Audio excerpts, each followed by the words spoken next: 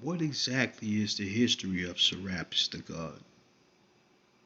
How was he created? Or was he always here? Well, according to the Histories of Tacitus, book 4, in chapter 83, he gives a quick summary on how he believes Serapis was formed. The origin of this god has not yet been generally treated by our authors. The Egyptian priest tells the following story that when King Ptolemy, the first of the Macedonians to put the power of Egypt on a firm foundation, was given the new city of Alexandria walls, temples, and religious rites, there appeared to him in his sleep a vision of a young man of extraordinary beauty and of more than a human stature, who warned him to send his more faithful friends to Pontus and bring his statue hither. The vision said that this act would be a happy thing for the kingdom, and that the city that received the god Serapis would be great and famous. After these words, the youth seemed to be carried to a heaven in a blaze of fire.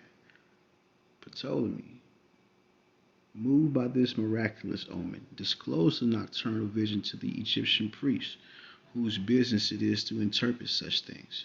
When they proved to know little of Pontus and foreign countries, he questioned Timotheus, an Anthean of the clan of Eumupide, and whom he had called from Eleusis to preside over the sacred rites, and asked him what the religion was and what the divinity meant.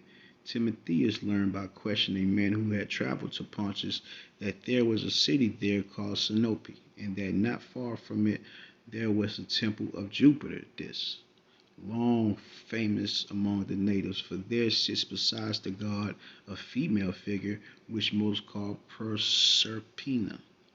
But Ptolemy, although prone to superstitious fears after the nature of kings, when he once more felt secure, being more eager for pleasures than religious rites, began gradually to neglect the matter and to turn his attention to other things, until the same vision, now more terrible and insistent, threatened ruin upon the king himself and his kingdom unless his orders were carried out.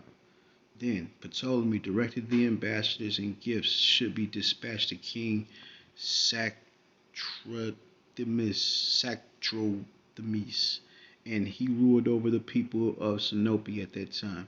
And when the embassy was about to sail, he instructed them to visit Pythian Apollo. The ambassadors found the sea favorable, and the answer of the oracle was not uncertain. Apollo bade them go on and bring back the image of his father, but leave that of his sister. Mm. When the ambassadors reached Sinope, they delivered the gifts and requests and made their messages of the kings to Sigdrothemis. He was all uncertainty, now fearing the god Serapis, and again being terrified by the threats and opposition of his people.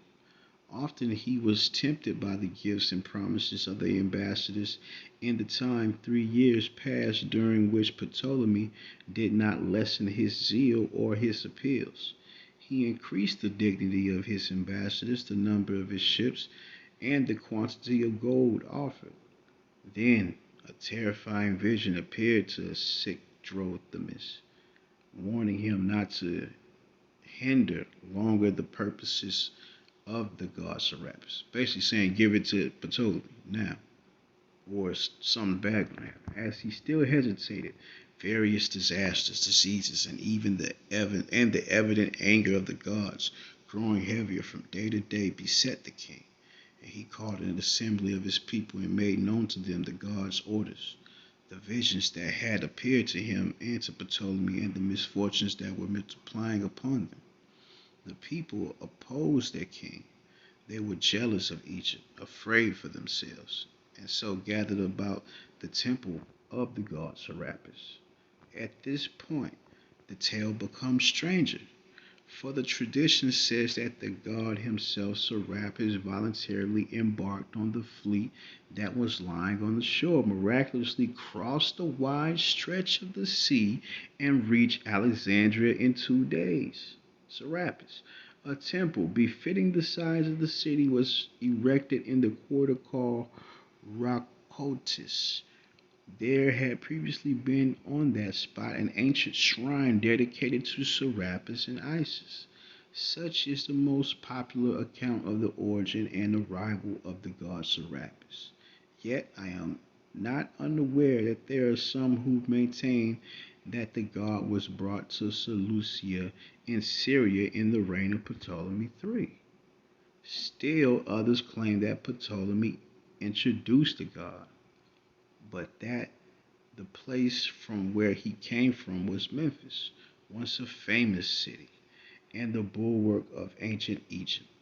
Many regard the god Serapis himself as identical with Aesculapius because he cures the sick.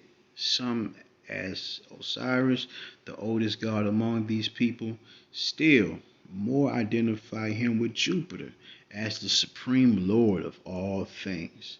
The majority, however, arguing from these attributes of the god that are seen on his statue or from their own conjectures, hold him to be Father.